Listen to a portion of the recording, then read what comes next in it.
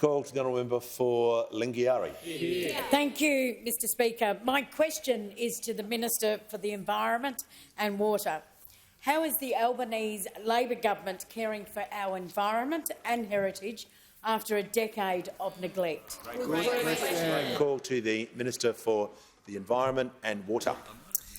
Thank you, Mr Speaker.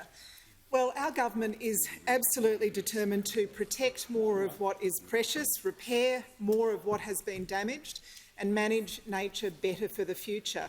And nobody knows the state of Kakadu National Park and Uluru Katajuka National Park better than the member for Lingiari. Formerly the state MP, now the federal MP for Kakadu, 10 years as the head of the Northern Lands Council. She knows it like the back of her hand. And she knows that it has been neglected and let down by those opposite for more than a decade. Those opposite hid the State of the Environment report, and you know why?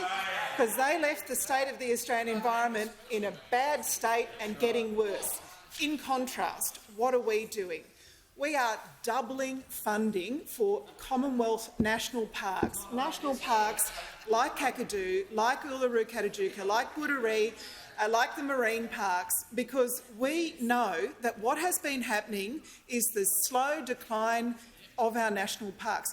In Kakadu, you've got crocodile signs missing. You've got campgrounds and tracks that are shut to tourists because they're not safe. And we want to make sure that these properties are protected for the future.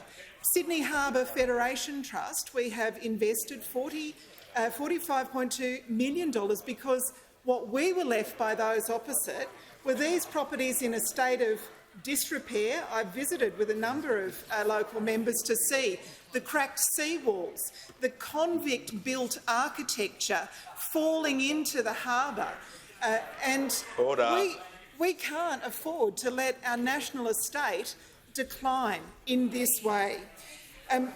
What you'll see from us tonight in the budget is a doubling of funding for those Commonwealth national parks. You'll see an extra $163 million for the Australian Institute of Marine Science. In Townsville, they had a whole wing of laboratories closed because the machinery's out of date, there's mould in the roof and the offices aren't safe for our scientists to use. So we're doubling funding for the Australian Institute of Marine Science as well, left unfunded by those opposite. This will create 100 extra jobs in Townsville. It'll create 110 extra jobs in our national parks. Many of them, of course, will be held by First Nations Australians, and I'm very proud of that.